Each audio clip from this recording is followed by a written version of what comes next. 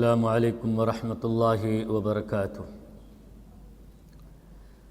الحمد للہ رب العالمین والعاقبۃ للمتقین نبینا محمد وعلی آلہ واصحابہ اجمعین، اما بعد۔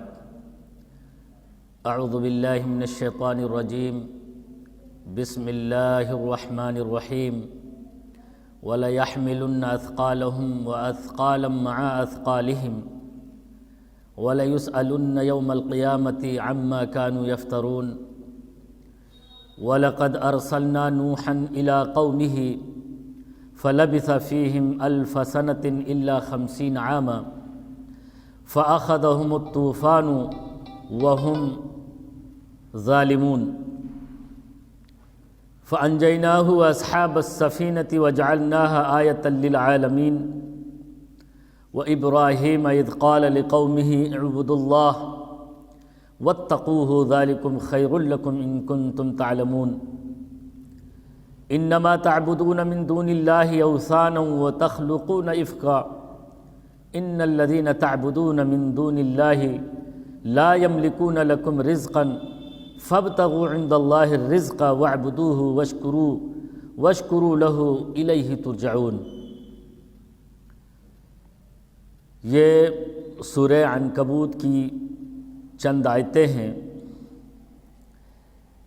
اس سے پہلے 2 درسوں میں سورہ عنکبوت کے تعلق سے بات بیان کی گئی، اور اس میں اللہ رب العالمین نے کفار و مشرکین کی ان باتوں کو بیان کیا تھا جو کفار و مشرکین مسلمانوں سے یہ کہتے تھے کہ تم ہمارے راستے پر آ جاؤ، ہمارے راستے کی تم اتباع کر لو، اور محمد کے راستے کو نعوذ باللہ چھوڑ دو صلی اللہ علیہ وسلم، تو ہم تمہارے گناہوں کو اپنے اوپر لے لیں گے، اپنے اوپر اٹھا لیں گے۔ اللہ رب العالمین کے ہاں اگر تمہیں سزا دی جائے گی تو وہ تمہارے گناہ ہم اپنے اوپر لے لیں گے۔ تو اللہ رب العالمین نے ان کے ان بیان کا جواب دیا ہے کہ دیکھو، قیامت کے دن کوئی کسی کا بوجھ نہیں اٹھائے گا۔ قیامت کے دن لا تزر وازرۃ وزر اخری، قیامت کے دن کوئی کسی کا بوجھ نہیں اٹھائے گا۔ البتہ جو لوگ گمراہ کرتے ہیں، سیدھے راستے سے جو بھٹکاتے ہیں، البتہ ان کو اپنے بہکانے والوں کا بھی گناہ ان کے اوپر لاد دیا جائے گا۔ مثال کے طور پر ایک انسان ہے، وہ دوسرے انسان کو بضد ہو کر کے اپنے راستے پر چلانا چاہتا ہے، اپنے راستے پر لانا چاہتا ہے۔ جس راستے پر وہ لانا چاہتا ہے وہ یقیناً گمراہی کا راستہ ہے۔ اگر اس کو وہ گمراہ کر دیتا ہے تو جو دوسرا شخص ہے وہ گناہ جو جتنا اس کے اوپر آئے گا، اس کے گناہ کو بھی اس بہکانے والے پر ڈال دیا جائے گا، یعنی اس سے ڈبل گناہ ملے گا۔ یہ اپنا گناہ تو اٹھائے گا ہی اٹھائے گا، پلس جس کو بہکایا ہے اس کے بھی گناہ اس کے اوپر ڈال دیے جائیں گے۔ یہ ہے، حالانکہ وہ یہ کہہ دے کہ ہم دیکھ لیں گے اللہ رب العالمین کے ہاں، تمہارے گناہوں کو ہم اٹھا لیں گے، تم ہمارے کہنے پر آ جاؤ اور تم کو بری کر دیا جائے گا، ایسا ممکن نہیں ہے۔ تو اسی کا اللہ رب العالمین نے پچھلی آیتوں میں جواب دیا تھا، اور اس آیت میں بھی اللہ تبارک تعالیٰ فرماتے ہیں کہ وَلَيَحْمِلُنَّ أَثْقَالَهُمْ أَثْقَالًا مَعَ أَثْقَالِهِمْ، کہ وہ لوگ اپنے گناہوں کو تو اٹھائیں گے ہی اٹھائیں گے، وہ اپنے گناہوں کو اٹھائیں گے، اپنے اوپر لاد لیں گے۔ وَأَثْقَالًا، اور ان لوگوں کے بھی گناہ جن کو وہ بہکا رہے ہیں، جن کو وہ بھٹکا رہے ہیں، تو اس بھٹکنے والے شخص کے بھی بوجھ ان کے اوپر ڈال دیا جائے گا۔ اثقالا مع اثقالہم، یعنی بوجھوں کو یہ اٹھائیں گے جو ان کے ساتھ ہیں جو ان کے ساتھی ہیں جن کو انہوں نے گمراہ کیا ہوا ہے، ان کے بوجھ کو ان کے اوپر ڈال دیا جائے گا۔ اور اتنا ہی نہیں بلکہ وَلَيُسْأَلُنَّ يَوْمَ الْقِيَامَةِ عَمَّا كَانُوا يَفْتَرُونَ، اور قیامت کے دن ان سے اس پر باز پرس کی جائے گی، ان سے سوال کیا جائے گا، ان سے پوچھا جائے گا جو جو ہے افطرا گھڑ رہے ہیں، جو جھوٹ گھڑ رہے ہیں اللہ رب العالمین کے بارے میں، اور اپنی باتوں کو منوانے میں یہ جو جھوٹ گھڑ رہے ہیں، اللہ رب العالمین قیامت کے دن ان سے اس کے بارے میں سوال کرے گا، ان سے پوچھے گا۔ آج ہمارے درمیان کتنے لوگ ہیں اپنا جھنڈا لیے ہوئے کھڑے ہوئے ہیں، ہر کوئی کہتا ہے میرے جھنڈے کے نیچے آ جاؤ، میرے جھنڈے کے نیچے آ جاؤ، اور گمراہی کے راستے سے بچ جاؤ گے، جبکہ ان کو خود پتہ نہیں ہے کہ راستہ سیدھا کون سا ہے، انہیں علم نہیں ہے، اس کے باوجود بھی ایک دوسرے کو گمراہ کرنے میں لگے ہوئے ہیں، ایک دوسرے کو اپنی منمانی کرانے میں لگے ہوئے ہیں۔ میرے بھائیوں، ان کی مثال ایسے ہی جس طرح سے اللہ رب العالمین نے اس آیت میں بیان کیا۔ سب سے سیدھا راستہ کوئی چیز ہے جو دکھانے والی ہے، وہ اللہ رب العالمین کی کتاب قرآن مجید ہے۔ قرآن مجید ہے، قرآن مجید سے زیادہ سیدھا راستہ دکھانے والی کوئی کتاب نہیں ہے۔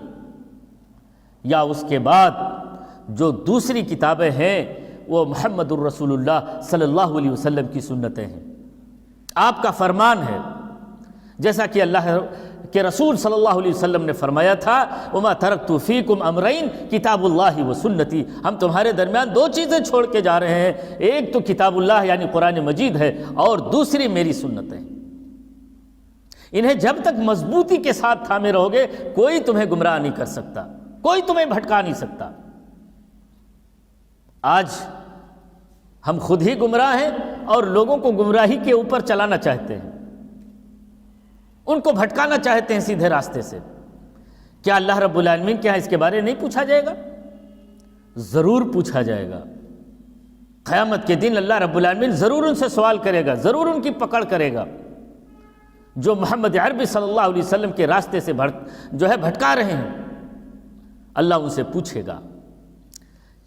دوسری آیت میں اللہ تعالیٰ فرماتے ہیں وَلَقَدْ أَرْسَلْنَا نُوحًا إِلَىٰ قَوْمِهِ فَلَبِثَ فِيهِمْ أَلْفَ سَنَةٍ إِلَّا 50 عَامًا۔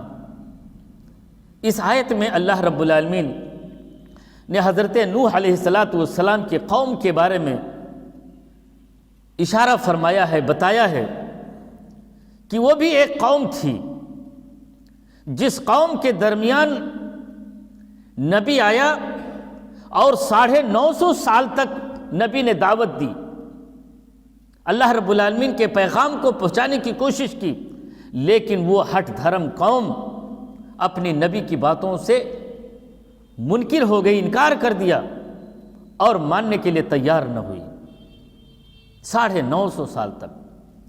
تو اللہ رب العالمین پچھلے انبیاء کے قوموں کا بیان اس لیے کر رہا ہے تاکہ اے امت محمدیہ تم اس سے سیکھ لو، تم اس سے نصیحت پکڑو کہ ان کے درمیان نبی آیا 950 سال تک رب العالمین کے پیغام کو بتاتا رہا، لیکن یہ اتنی ہر دھرم قوم تھی جو ماننے کے لیے تیار نہ ہوئی۔ پھر اللہ رب العالمین نے انہیں پانی کے ذریعے سے انہیں تباہ و برباد کر دیا۔ ایک طوفان آیا، ایک چشمہ پھوٹا، آسمان سے بارش ہوئی اور سیلاب آ گیا، اور اس کے درمیان اس سیلاب کی وجہ سے وہ ڈوب کر کے مر گئے۔ تو اللہ رب العالمین کے عذاب اس طرح آتے ہیں، جو اپنے انبیاء کرام کو جھٹلاتے ہیں، اپنے نبی کے طریقے کو چھوڑ دیتے ہیں، منکر بن جاتے ہیں، باغی ہو جاتے ہیں، تو اللہ رب العالمین انہیں اس طرح سے سزائیں دیتا ہے۔ اللہ رب العالمین فرماتا ہے وَلَقَدْ أَرْسَلْنَا نُوحًا إِلَىٰ قَوْمِهِ، اور ہم نے یقیناً حضرت نوح علیہ السلام کو ان کی قوم کے طرف بھیجا، فَلَبِثَ فِيهِمْ أَلْفَ سَنَةٍ إِلَّا 50 عَامًا، تو ان کے درمیان حضرت نوح علیہ السلام 950 سال تک رہے۔ الف سنہ 1000 سال، الا 50 عاما، مگر 50 سال مائنس کر کے تو کتنا ہوا؟ 950 سال۔ 950 سال تک حضرت نوح علیہ السلام اپنی قوم کے درمیان رہے اور انہیں دین کی بات بتاتے رہے، اللہ رب العالمین کے پیغام کو بتاتے رہے، لیکن یہ ہٹ دھرم قوم اپنے نبی کی باتوں سے انکار کر دیا۔ سزا کیا ہوا؟ فَأَخَذَهُمُ الطوفان، تو ان کو ایک طوفان نے آ کر کے پکڑ لیا، سیلاب کے طوفان نے ان کو اچک لیا اور وہ ڈوب کر کے مر گئے، صفحہ ہستی سے مٹا دیے گئے۔ وَهُمْ ظَالِمُونَ، وہ ظالم لوگ تھے۔ اللہ رب العالمین ایسے ہی لوگوں کے اوپر جو ہے عذاب نہیں بھیجتا ہے۔ جب قوم ہر دھرم ہو جاتی ہے، جب قوم ناکارہ ہو جاتی ہے، اپنے نبی کی باتوں سے جو ہے انحراف کر لیتی ہے، دشمنی پر آمادہ ہو جاتی ہے، تو اللہ رب العالمین ان کے اوپر اس طرح سے عذاب بھیجتا ہے۔ اللہ رب العالمین نے مختلف انبیاء کرام کا اس صورت کے اندر تذکرہ فرمایا ہے۔ حضرت نوح علیہ السلام کا تذکرہ ابھی چلی رہا ہے، حضرت موسیٰ علیہ السلام کا تذکرہ ہے، حضرت صالح علیہ السلام کا تذکرہ ہے، ابراہیم علیہ السلام کا تذکرہ ہے، بہت سارے انبیاء کا اس میں تذکرہ ہے۔ وہ اسی وجہ سے تاکہ امت محمدیہ اس سے نصیحت حاصل کرے اور ان قوموں کی طرح نہ ہو جائے جنہوں نے اپنے انبیاء کرام کو جھٹلایا۔ تو اللہ رب العالمین فرماتا ہے فَأَنْجَيْنَاهُ وَأَصْحَابَ السَّفِينَةِ وَجَعَلْنَاهَا آیَةً لِلْعَالَمِينَ، تو ہم نے حضرت نوح علیہ السلام کو اس طوفان سے بچا لیا۔ یہ پانی کا طوفان جو آیا، ہم نے حضرت نوح علیہ السلام کو بچایا، وَأَصْحَابَ السَّفِينَةِ، اور جتنے لوگوں کو حضرت نوح علیہ السلام نے سفینہ کے اندر، کشتی کے اندر بٹھایا تھا، اللہ رب العالمین کہتا ہے ان کو بھی ہم نے بچایا۔ وَأَصْحَابُ السَّفِينَةِ، اور سفینہ والوں کو بھی ہم نے بچا لیا، نجات دی اس طوفان سے، اس پانی سے۔ اور کیا کیا؟ وَجَعَلْنَاهَا آیَةً لِلْعَالَمِينَ، اور اللہ رب العالمین فرماتا ہے ہم نے دنیا جہان کے لیے یہ نشانی بنا دی، نشانی بنا دی، عبرت بنا دی، کہ دنیا والے اس سے عبرت حاصل کریں، اس سے نصیحت حاصل کریں۔ اللہ رب العالمین کی اس نشانی، اللہ رب العالمین کی اس نشانی کو پہچانیں اور اس سے عبرت حاصل کریں۔ تو اللہ رب العالمین کہتا ہے حضرت نوح علیہ السلام کو اور ان کے ساتھ جو سفینہ میں سوار تھے ان کو ہم نے بچا لیا۔ وَجَعَلْنَاهَا آیَةً لِلْعَالَمِينَ، اور ہم نے اسے دنیا کے لیے نشانی بنا دی۔ اب اللہ رب العالمین حضرت ابراہیم علیہ السلام کا تذکرہ آگے فرماتا ہے وَإِبْرَاهِيمَ إِذْ قَالَ لِقَوْمِهِ اعْبُدُوا اللَّهَ وَاتَّقُوهُ، اور یاد کرو حضرت ابراہیم علیہ السلام کو کہ جب حضرت ابراہیم علیہ السلام نے اپنی قوم سے کہا کہ اعبدوا اللہ، اللہ رب العالمین کی عبادت کرو، واتقوہ، اور اس سے ڈرو، ذالکم خیر لکم ان کنتم تعلمون، اگر تم سمجھ پاتے، اگر تم جان پاتے تو یہ تمہارے لیے بہت بہتر ہے کہ اللہ رب العالمین کی عبادت کرو اور اس سے ڈرو، تقوی حاصل کرو، پرہیزگاری حاصل کرو، برائیوں سے دور ہو جاؤ۔ کاش کہ ان باتوں کو تم سمجھ پاتے تو ذالکم خیر لکم، تو یہ تمہارے لیے بہت بہتر ہوتا، یہ تمہارے لیے بہت بہتر ہوتا، یہ تمہارے لیے نجات کا ذریعہ بن جاتا۔ اور اللہ رب العالمین کو جو انعامات ہیں، اللہ رب العالمین کی جو نوازشیں ہیں، اسے تم حاصل کر لو، اسے حاصل کر لو۔ حضرت ابراہیم علیہ السلام کی قوم بھی انتہائی ہٹ دھرم قوم تھی، انتہائی ہٹ دھرم قوم تھی۔ اس نے اپنے نبی کو آگ کے حوالے کر دیا۔ حضرت ابراہیم علیہ السلام نے جب اللہ رب العالمین کی پیغام کو ان تک پہنچایا، دعوت دی، تو انہوں نے نہ تو صرف انکار کیا بلکہ آپ کو آگ کے حوالے کر دیا، آگ کے حوالے کر دیا، جس کے بارے میں قرآن مجید کہتا ہے، اللہ رب العالمین قرآن مجید کے اندر وہ نقشہ کھینچتے ہوئے فرماتا ہے کہ یا نار کونی برداً وسلاما علی ابراہیم، جب ابراہیم علیہ السلام کو آگ کے اندر ڈالا گیا تو اللہ کہتا ہے اے آگ تو ٹھنڈی ہو جا، تیری مجال کیا کہ میرے خلیل کو تو نقصان پہنچا سکے۔ یا نار کونی برداً و سلاماً علی ابراہیم، حضرت ابراہیم علیہ السلام کے اوپر سلامتی کے ساتھ تو ٹھنڈی ہو جا، اس طرح ٹھنڈی نہ ہو کہ انہیں تکلیف پہنچ جائے، بلکہ سلامتی کے ساتھ تو ٹھنڈی ہو جا۔ تو اس طرح سے اللہ رب العالمین واقعات کو بیان کرتا ہے تاکہ ہم نصیحت حاصل کریں۔ اللہ رب العالمین آگے فرماتے ہیں کفار و مشرکین کی بات کو نقل کرتے ہوئے، کفار و مشرکین اللہ کے رسول صلی اللہ علیہ وسلم سے بارہا بحث و مباحثہ کرتے اور کہتے یہ جو بت ہیں ان بتوں کو ہم پوجتے نہیں ہیں، ان بتوں کے آگے ہم سجدہ ریز نہیں ہوتے ہیں، اصل سجدہ تو ہم اللہ رب العالمین کے آگے کرتے ہیں، اس کی سجدہ کرتے ہیں، انہیں ہم وسیلہ بناتے ہیں، ان اپنے بتوں کو کیا کرتے ہیں؟ ہم وسیلہ بناتے ہیں۔ اللہ رب العالمین ہماری باتوں کو ڈائریکٹلی نہیں سنتا ہے، یہ ہمارے بت، یہ لات یا منات یا عزا، یہ سارے نیک لوگ ہیں، ان کے ذریعے سے ہم اللہ رب العالمین کو پکارتے ہیں، ان کے پاس ہم اس لیے آتے ہیں تاکہ یہ ہماری باتوں کو اللہ رب العالمین تک پہنچا دیں۔ یہ بحث و مباحثہ کرتے، اللہ کے رسول صلی اللہ علیہ وسلم کہتے ہیں کہ تعجب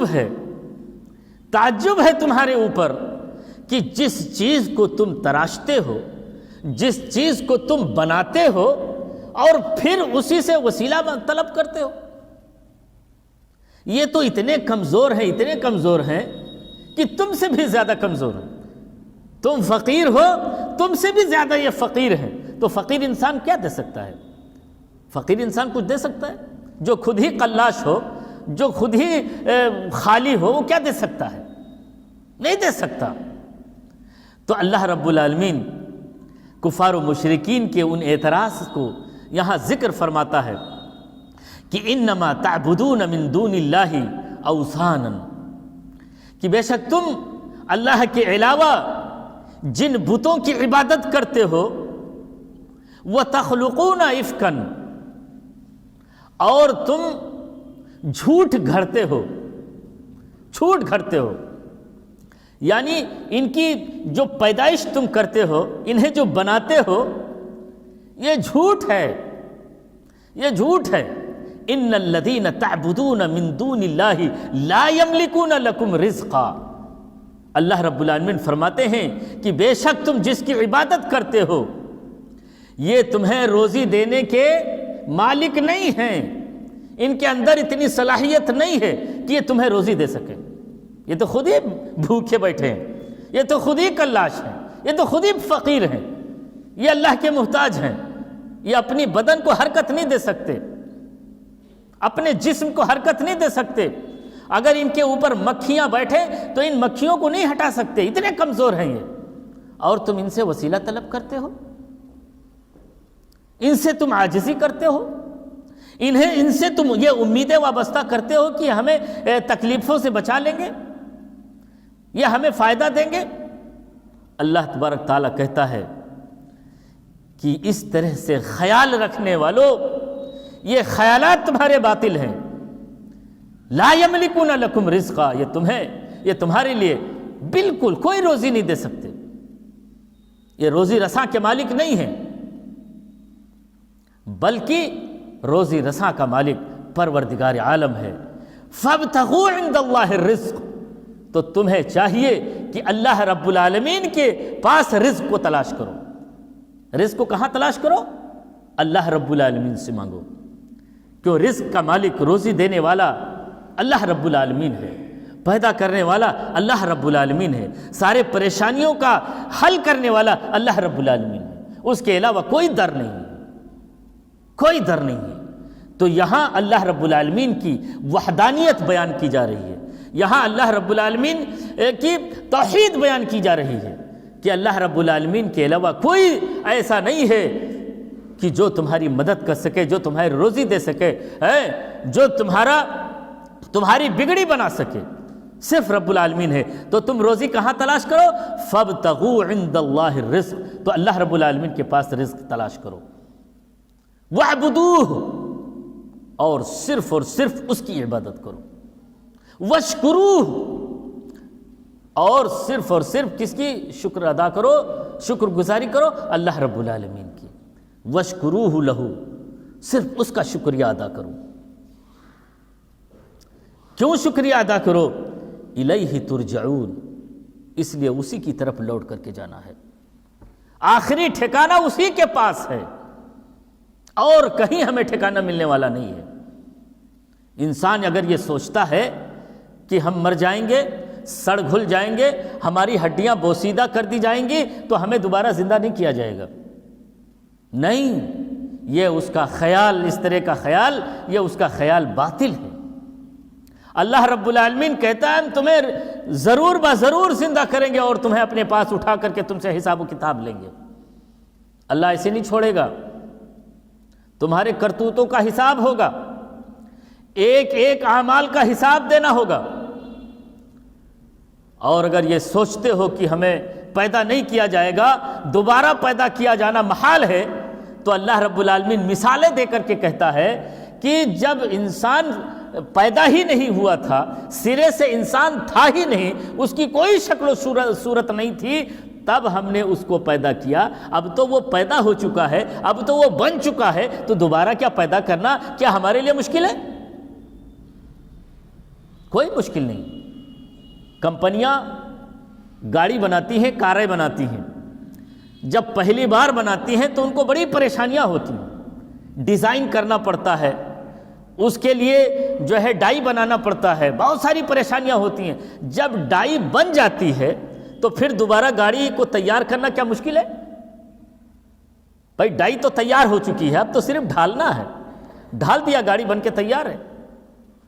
تو جب انسان اس سے عاجز نہیں ہے، اللہ تو صرف کہتا ہے کن فیکون. لفظ کن کے ذریعے سے اللہ رب العالمین ساری چیزوں کو کہتا ہے ہو جاتی ہے. یہ تو بہت آسان ہے اللہ کے لیے. اور تم کہتے ہو کہ ہمیں دوبارہ اٹھایا نہیں جائے گا، ہمیں دوبارہ زندہ نہیں کیا جائے گا، ہم سے حساب و کتاب نہیں لیا جائے گا. اس طرح کے خیالات انسان کے یہ باطل خیالات ہیں. اللہ آگے فرماتا ہے وَإِن تُكَذِّبُوا فَقَدْ كَذَّبَ أُمَمٌ مِّن قَبْلِكُمْ، اگر تم یہ جھٹلاتے ہو اللہ رب العالمین کے پیغام کو اور رسولوں کو تم جھٹلاتے ہو تو یہ کوئی نئی بات نہیں ہے. یہ تمہارا جھٹلانا یہ کوئی نئی بات نہیں ہے. کفار مکہ اگر تم جھٹلا رہے ہو، اپنے نبی کی توہین کر رہے ہو، تکذیب کر رہے ہو، تو یہ کوئی نئی بات نہیں ہے. فَقَدْ كَذَّبَ أُمَمٌ مِّن قَبْلِكُمْ، اس سے پہلے بھی امتیں اپنے نبیوں کو جھٹلا چکی ہیں. اس سے پہلے بھی امتیں اپنے نبیوں کو جھٹلا چکی ہیں، لیکن اللہ رب العالمین نے ان کے اوپر عذاب ڈالا ہوا ہے. کس طرح سے عذاب آیا. کسی کو آواز کے ذریعے سے اللہ رب العالمین تباہ و برباد کر دیا، کسی کو تیز تند ہواؤں کے ذریعے سے اللہ رب العالمین نے ان کو صفحہ ہستی سے مٹا دی، کسی کو پانی کے ذریعے سے انہیں صفحہ ہستی سے مٹا دی. اس طرح سے اللہ رب العالمین نے پچھلی قوموں کو عذاب دیا.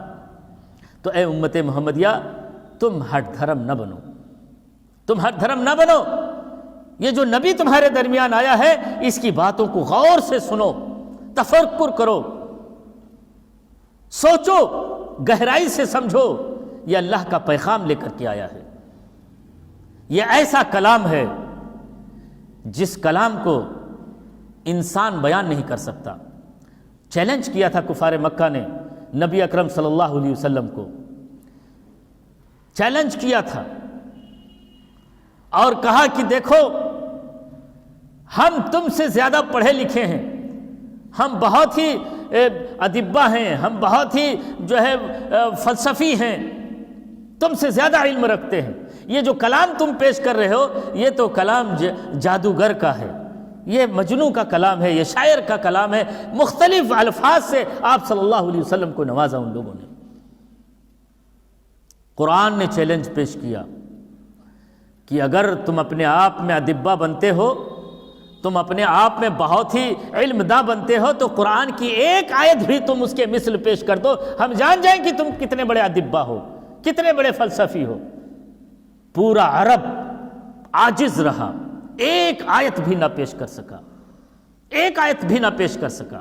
تو یہ معجزہ ہے اللہ رب العالمین کا، یہ قرآن مجید یہ معجزہ ہے، ایسا معجزہ ہے کہ اگر اس کے اوپر کوئی غور و فکر کرے، اس کے اوپر کوئی تدبر کرے تو یہ ایسا لگتا ہے کہ یہ قرآن مجید کی آیتیں یہ ابھی نازل ہو رہی ہیں، یہ 1450 سال پہلے نہیں نازل ہوئی، یہ ابھی نازل ہو رہی ہے۔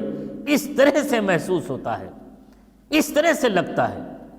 تو کیا یہ اللہ کا معجزہ نہیں ہے کہ قرآن کی آیت کو جب بھی پڑھی جائے تو ایسے ہی لگتا ہے کہ یہ قرآن کی آیتیں ابھی نازل ہو رہی ہیں؟ تو اللہ کہتا ہے کہ محمد صلی اللہ علیہ وسلم یہ اگر آپ کو جھٹلاتے ہیں تو یہ کوئی نئی بات نہیں ہے، ان سے پہلے بھی امتوں نے اپنے نبیوں کو جھٹلایا ہے۔ وما علی الرسول الا البلاغ المبین، اے محمد عربی صلی اللہ علیہ وسلم آپ یہ جان لیں کہ آپ کا کام صرف اللہ رب العالمین کے پیغام کو کھلم کھلا پہنچا دینا ہے۔ آپ کی ذمہ داری اتنا ہے کہ آپ میرے پیغام کو بالکل واضح کر کے کھول کر کے لوگوں میں بیان کر دو، بس یہی کام ہے آپ کا۔ ہدایت دینا میرا کام ہے، رہنمائی کرنا میرا کام ہے، سیدھے راستے پر لانا میرا کام ہے۔ آپ کا کام ہے صرف میری باتوں کو پہنچا دو عوام تک، لوگوں تک پہنچا دو تاکہ عوام یہ حجت نہ پیش کر سکے کہ اے اللہ رب العالمین تو نے اپنے پیغام کو ہم تک نہیں پہنچایا۔ اسی لیے قیامت تک اللہ رب العالمین علماء کو پیدا کرتا رہے گا، ان علماء کے ذریعے سے اللہ رب العالمین اپنے پیغام کو لوگوں تک پہنچاتا رہے گا۔ اسی لیے اللہ رب العالمین نے کہا العلماء ورثۃ الانبیاء، کہ علماء یہ انبیاء کے وارث ہیں، یہ انبیاء کے وارث ہیں، ہماری باتوں کو، ہمارے فرامین کو، ہمارے پیغام کو لوگوں تک پہنچاتے رہیں گے اور ہم انہیں قیامت تک پیدا کرتے رہیں گے، تاکہ لوگ یہ سوال نہ کر سکیں کہ اللہ تو نے ہمیں بے خبر رکھا، تو نے ہمیں اپنا پیغام نہیں پہنچایا۔ اللہ رب العالمین بری ہے اس چیز سے، ان تمام چیزوں سے بری ہے۔ یہ چند نصیحتیں تھیں ان آیتوں میں۔ اللہ رب العالمین سے دعا ہے کہ اللہ رب العالمین ہمیں سننے سے زیادہ ان آیتوں پر عمل کرنے کی توفیق عطا فرما۔ اے اللہ رب العالمین ہمارے دلوں کے اندر توحید پیدا کر دے، اے اللہ رب العالمین ہمارے دلوں کے اندر الوہیت پیدا کر دے، للہیت پیدا کر دے، اے اللہ رب العالمین ہمارے دلوں میں خلوص پیدا کر دے، تاکہ ہم قرآن مجید کے اس پیغام کو سمجھ سکیں اور اس پر عمل کر سکیں۔ اے اللہ رب العالمین ہم خطا کار ہیں، گنہگار ہیں، اے پروردگار عالم تو ہی خطاؤں کو معاف کرنے والا ہے، تو ہی گناہوں کو معاف کرنے والا ہے۔ اے اللہ رب العالمین تجھی سے ہم عاجزی کرتے ہیں، تجھی سے ہم سوال کرتے ہیں، اے پروردگار عالم تو ہمارے گناہوں کو معاف فرما دے۔ اے اللہ رب العالمین ہم میں سے جو مریض ہیں، جو ہے پریشان حال ہیں، اے اللہ رب العالمین انہیں شفاء کاملہ وعاجلہ عطا فرما دے۔ اے اللہ رب العالمین جو تنگ دست ہیں ان کے تنگ دستی کو اے اللہ رب العالمین تو دور فرما دے۔ اے اللہ رب العالمین ہم میں سے جو گزر چکے ہیں اے اللہ رب العالمین ان کے قبروں کو روشن کر دے اور انہیں قبر کے عذاب سے بچا اور ان کی مغفرت فرما دے۔ واقول قولی ھذا واستغفروہ انہ ھو الغفور الرحیم۔